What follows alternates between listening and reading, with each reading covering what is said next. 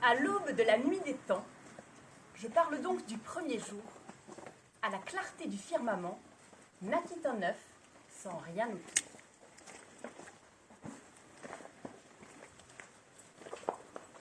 Mais Madame la Gravité, la cousine de Patatras, de Badaboum la sœur aînée, rôdait déjà sombre menace. Chacun le sait, l'œuf est fragile. Au sol, il ne peut pas rester. Sûr qu'ici, quelque malhabile l'a un jour expérimenté. L'œuf ne pouvait envisager tout seul arpenter le chemin. Il avait besoin d'une alliée. Au deuxième jour, naquit la main.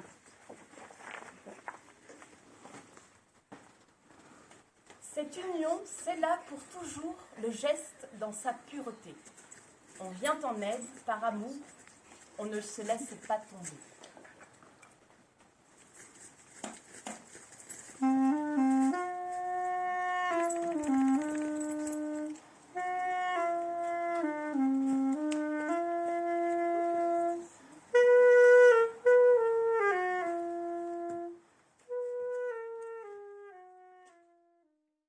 Et on envoie comme ça un délégué aller voir cet immense artiste qui est Picasso. Il a un ego surdimensionné, un nombril comme ça. Il a inventé depuis 1905 le cubisme. Parce qu'un jour, il a peint un tableau qui s'appelle Les Demoiselles d'Avignon. Alors là, c'est une autre histoire, je ne vous en parlerai pas aujourd'hui. Mais c'est ça, c'est de 1905 qui date précisément la création du cubisme. Alors les fâcheux, les mauvais, les historiens de l'art diront ça s'arrête vaguement en 1920. Picasso, imaginez bien, il s'en fout, hein, lui il continue à peindre cubiste jusqu'à la fin de sa vie.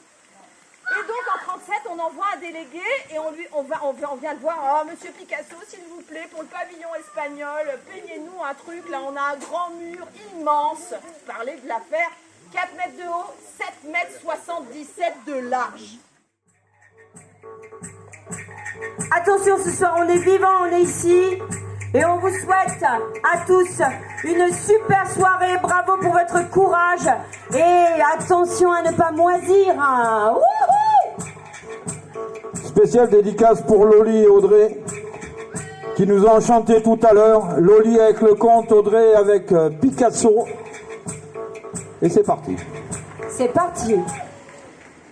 Radioactive, c'est du mal nucléaire, mais ça dégueule. Radioactive. À ma gauche, issue d'une famille de communistes, elle se rend dès son plus jeune âge compte que c'est par l'humour qu'elle pourra percer. C'est grâce à l'humour qu'elle pourra enfourcher le tigre et se réinventer.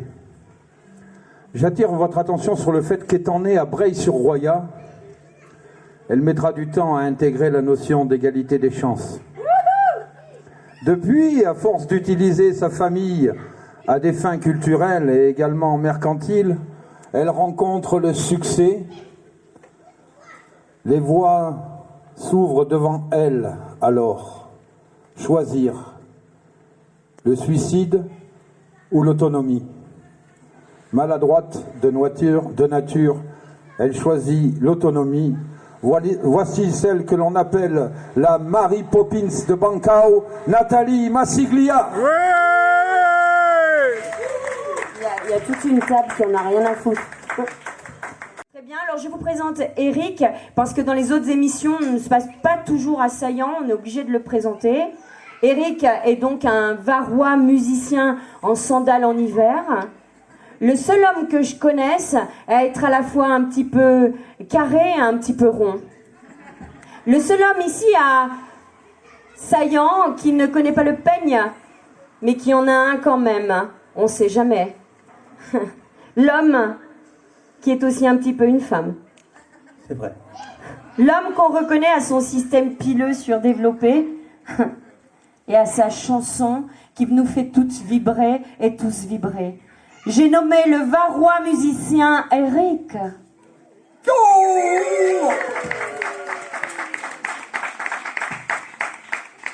À ma gauche, vous ne le connaissez peut-être pas dans le Var, mais nous, dans la Roya, il est très connu parce qu'il vient d'obtenir sa naturalisation au village. Chamberlain. Chamberlain n'a rien à voir avec Richard. Chamberlain n'est pas un oiseau qui se cache pour mourir, mais bien un oiseau qui vole tout en haut dans le ciel avec son sourire de décembre. Chamberlain, c'est notre invité perpétuel. Il sera jusqu'à la fin notre petit fil rouge. Et ce soir, asseyant, Chamberlain, nous allons te sacrer fil rouge de la radioactive.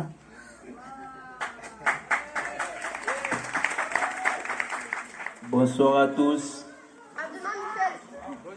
Et merci à la Radio Agora, c'est un honneur pour moi d'être là. Du coup, j'ai prévu certains trucs pour ce soir, mais malheureusement, il a plu sur moi et je n'avais pas de chapeau. Du coup, la pluie a lavé tout ce que j'avais prévu. Mais puisque nous y sommes, il m'arrive deux fois d'écrire des trucs. Je veux partager un texte avec vous. Du coup, prêtez-moi vos oreilles pour un instant. Pour un instant seulement. Quel est ce peuple qui pleure les morts des autres alors que les génocides continuent au Congo, au Cameroun, bref, sur tout le continent? Quel est ce peuple qui accuse les autres et ne se remet jamais en question? Quel est ce peuple qui se complaît dans la victimisation et n'opte pas pour l'autodétermination? Quel est ce peuple dans lequel la femme est un objet appartenant à l'homme qui en fait ce qu'il veut? Quel est ce peuple qui oublie ses enfants partis de la maison et a péri dans la Méditerranée sans aucun remords? Quel est ce peuple d'hypocrites qui se déteste, se massacre, préfère la division à l'union? Quel est ce peuple qui me jettera les pierres car je le regarde en face et lui dis ses défauts? Quel est ce peuple qui continue à massacrer ses fils pour leur orientation sexuelle? Quel est donc ce peuple qui a besoin de lessivage mental général? Merci. Merci, Chambi. On va appeler Hélène Gluck et Jean-Michel Gérassi qui vont nous parler d'un problème. Alors peut-être qu'à Seillan, il n'est pas très visible ce problème-là parce que c'est un projet qui est sur le domaine de Fonsante. Fonsante, c'est une petite enclave calianaise sur le territoire de Tanneron, sur lequel il y a déjà eu beaucoup de projets parce que c'est une ancienne mine désaffectée, mais nos amis vont nous en parler. Et le projet est soutenu par le maire de Calian qui, dans le passé, a déjà eu un projet d'incinérateur là-bas. Bon, après, il a dit non, c'était une bêtise, mais bon, à l'époque, il tenait fermement au projet. Il y a eu plusieurs projets sur ce site de Fonsante. Et donc, on a trouvé que c'était intéressant qu'il y ait Hélène Gluck qui vienne nous en parler avec Jean-Michel Gérassi. Et Hélène Gluck habite aux Adrets, Jean-Michel Gérassi habite aux Esterets du Lac.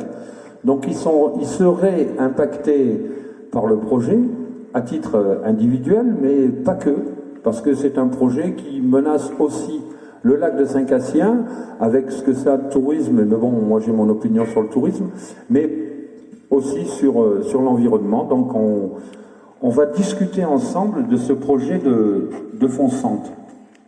Jean-Michel, Hélène, bienvenue sur Radioactive. Donc il y a le micro, si tu veux, tu peux même le décrocher pour le rapprocher si tu veux, tu as toutes tes notes, là tu prends ton temps et vous allez nous expliquer un petit peu l'origine de ce projet. Ça vient d'où ce projet en fin de compte? C'est un projet de François Cavalier? Alors je pense qu'il faut d'abord situer le lieu. Fonsante, c'est une ancienne exploitation minière. C'est bon le son? Attends juste. C'est bon? Là-bas, c'est bon le son? Vous entendez? Ok. Parle bien. Donc, Fonsante, c'est une ancienne exploitation minière qui se situe le long de l'autoroute, un petit peu avant le péage des Adrets, quand vous venez de Cannes. Pour ceux qui prennent souvent l'autoroute, c'est dans la grande courbe qui est juste avant le péage, au kilomètre 148-147. Donc il y a à peu près, ça s'étend sur à peu près 1 kilomètre. Ce site est très ancien, puisque dans toute cette région, il y avait des mines, soit de schiste bitumineux, qui ont été exploitées à partir de 1840 à peu près, soit de spat fluor.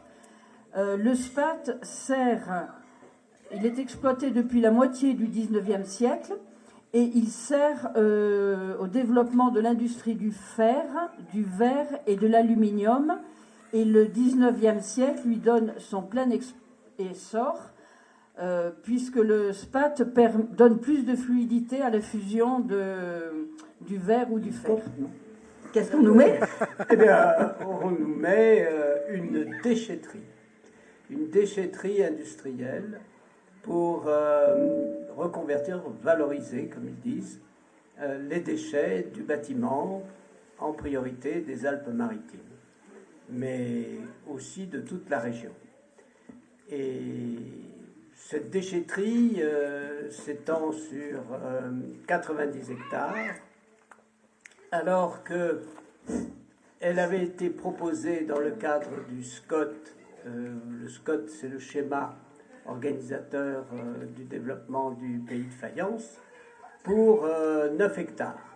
Oui, donc le SCOT l'avait accepté, pensant qu'ils allaient effectivement comme ça résoudre le problème de tous les déchets que les artisans mettaient en général, ou même les privés, dans les forêts, et que ça allait un peu assainir la situation.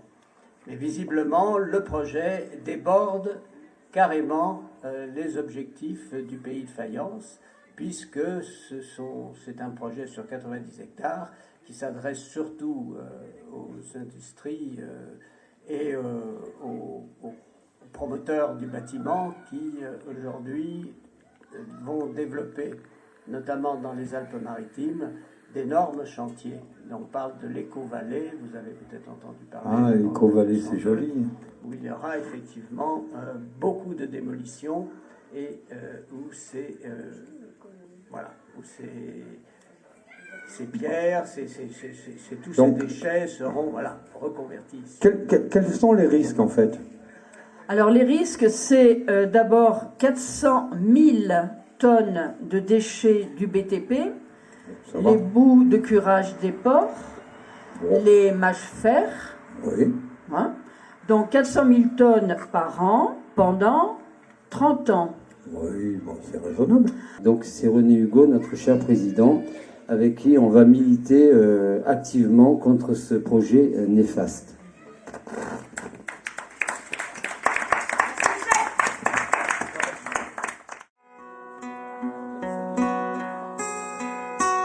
Mama, just killed the man, put again his head, pulled my trigger, now he's dead. Mama, life had just begun, and I gotta throw it all away. Mama,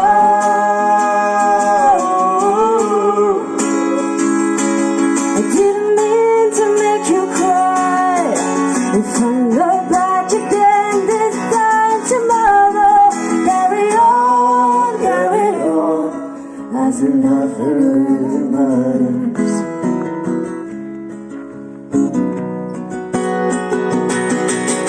Too late when summer's gone, send shivers down my spine. The body's aching all the time. Oh, goodbye, everybody.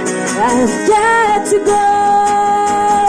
Gonna leave you all behind and forever true. Mama,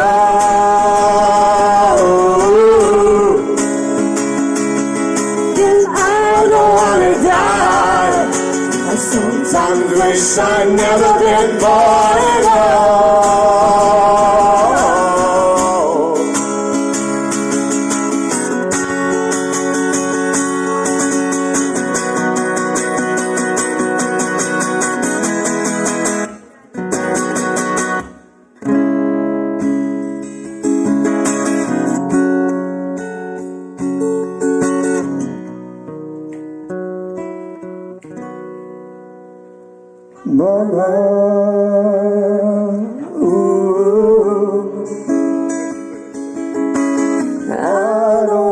done.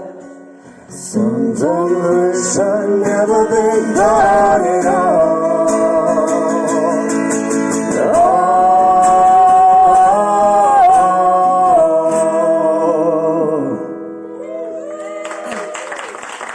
Merci.